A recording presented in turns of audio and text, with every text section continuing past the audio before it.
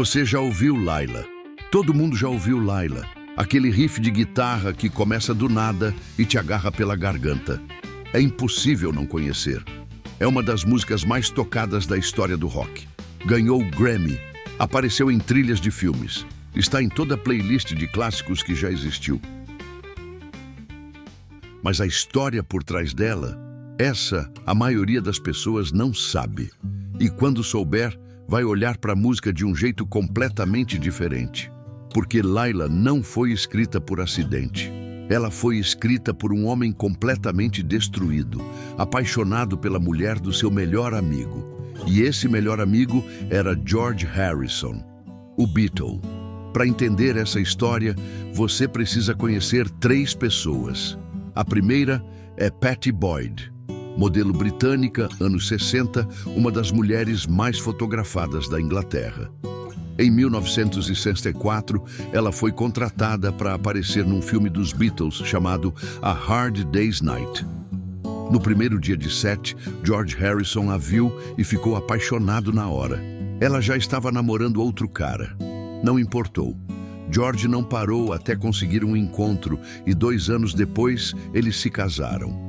A segunda pessoa é George Harrison, o Beatle que sempre viveu um pouco à sombra de Lennon e McCartney e que sabia disso.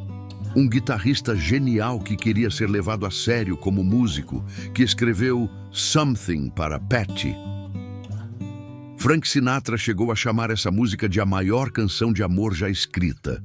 Mas ao mesmo tempo, George foi se afastando da esposa. Viagens para a Índia, meditação, espiritualidade e casos com outras mulheres, inclusive com a esposa do Ringo Starr.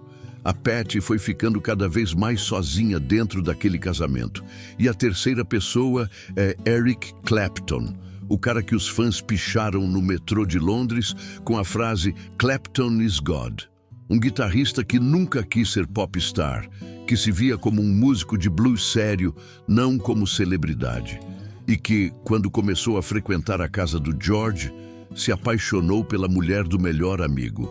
Eric e George moravam a 30 minutos um do outro. Jantavam juntos, tocavam juntos, escreviam músicas. Era uma amizade de verdade. E foi nesse convívio que Eric começou a se apaixonar pela Pattie. Quanto mais George se afastava, mais Eric aparecia. E a Pattie, que estava se sentindo ignorada dentro do próprio casamento, começou a gostar dessa atenção. Mas ela resistiu. Por um bom tempo, ela resistiu. Aí Eric foi longe demais. Para tentar esquecer a Pattie, ele chegou a namorar Paula, a irmã mais nova dela. Não funcionou. Depois disso, ele foi direto ao ponto. Disse para Pattie que se ela não fosse com ele, ele ia se destruir nas drogas. Não era blefe. Clapton mergulhou na heroína de cabeça. E foi nesse estado, completamente destruído e obcecado, que ele escreveu Laila. Mas a inspiração não veio só de Pattie. Ele tinha acabado de ler um poema épico persa do século XII chamado Laila e Majnun. A história de um poeta beduíno que enlouquece de amor por uma mulher que nunca pode ter. A palavra Majnun, em árabe, significa louco. Eric leu aquele poema e pensou, esse cara sou eu. E aí, ele usou o nome Derek and the Dominos, para se esconder atrás de um personagem. Como Majnun, um louco que não conseguia assumir quem era. Quando a música ficou pronta, Eric pediu para Pattie se encontrar com ele num apartamento em South Kensington, em Londres. Disse que queria mostrar uma música nova. Quando ela chegou, ele ligou o gravador, aumentou o volume e ficou parado olhando fixo para ela enquanto a música tocava. Sem piscar, sem falar, só observando a reação dela. Pattie depois contou o que sentiu naquele momento. Ela disse que foi a música mais poderosa que já tinha ouvido na vida e que o primeiro pensamento dela foi: todo mundo vai saber que é sobre mim. Ela sentiu desconforto, sentiu pressão, mas a música foi mais forte que tudo isso. Mais tarde, naquela mesma noite, os dois foram a uma festa em North London. George não quis ir, mas apareceu depois. Quando chegou, encontrou Eric e Pattie conversando sozinhos no jardim. Foi até os dois. perguntou o que estava acontecendo. E Eric olhou para o George, seu melhor amigo, e disse na frente de todo mundo: "Preciso te dizer que estou apaixonado pela sua esposa." George ficou furioso. Virou para Patty e perguntou: "Você vai com ele ou vem comigo?" Ela foi para casa com George. Eric entrou em colapso. Agora vem a parte que a maioria das pessoas não sabe e que muda tudo.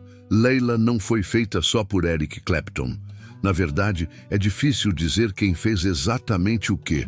Aquele riff de guitarra no começo, o mais reconhecido da história do rock, não foi Clapton quem criou.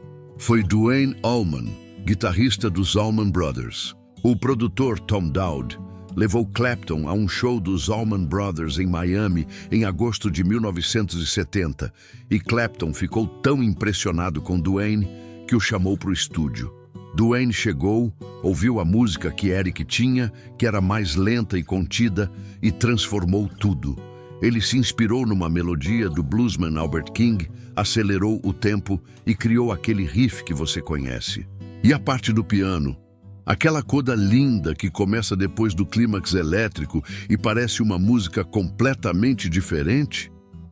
Também não foi planejada.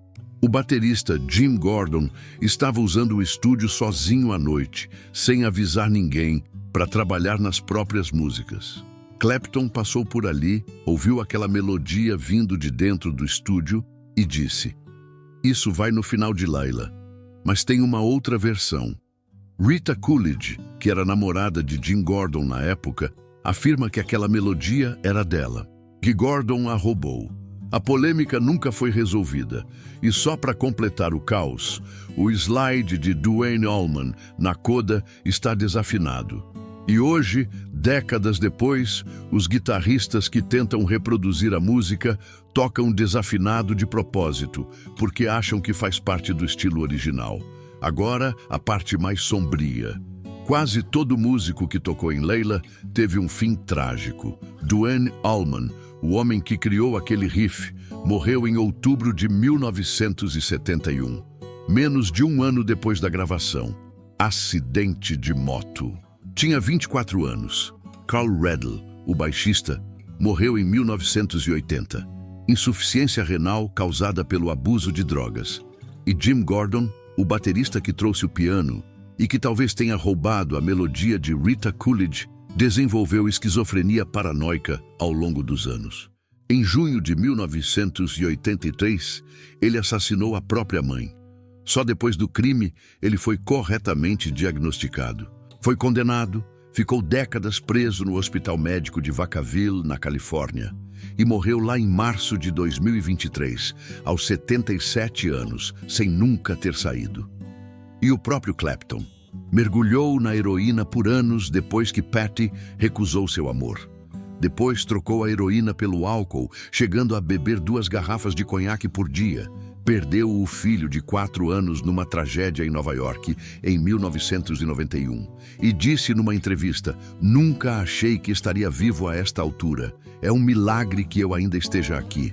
Aqui vem o maior paradoxo de toda a história. Quando Layla foi lançada em novembro de 1970, ninguém comprou. O álbum não entrou nas paradas no Reino Unido. Nos Estados Unidos, o single chegou apenas ao número 51. Clapton ficou destruído.